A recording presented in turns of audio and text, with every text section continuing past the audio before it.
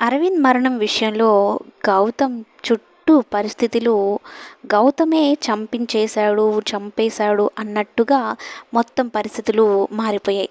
తల్లి, భార్య దగ్గర నుంచి అందరూ గౌతమ్‌నే అనుమానించాల్సిన పరిస్థితి అయితే ఏర్పడింది. ఎందుకంటే గౌతమ్ ప్రవర్తించే తీరు, కంగారు పడడము, భయపడడము, ఆందోళనలో ఉండడం ఇవన్నీ చూసి కౌసల్యకి బాగా అనుమానం వస్తుంది.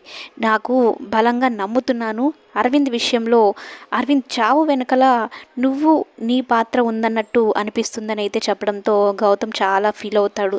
నా భార్య నన్ను అర్థం చేసుకుంది.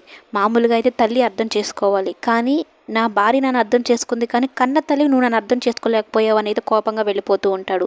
ఓవైపు వసుంధర, మాలిని కలిసి గౌతమ్ మీద కేసు పెట్టాలి అన్నట్టు వెళ్తూ ఉంటాడు. అయితే అదృష్టవశాత్తు శరత్ అయితే వాళ్ళని పోలీస్ స్టేషన్ దగ్గరే ఆపేస్తారు. ఇదంతా గౌతమ్ చూస్తూ ఉంటాడు. అంటే వసుంధర, మాలిని వెళ్ళడం అయితే గౌతమ్ గమనించి వీళ్ళు పోలీస్ స్టేషన్‌కే వెళ్తున్నారు నా మీద కేసు పెట్టడానికి అన్నట్టు కంగారు పడిపోతూ ఉంటాడు.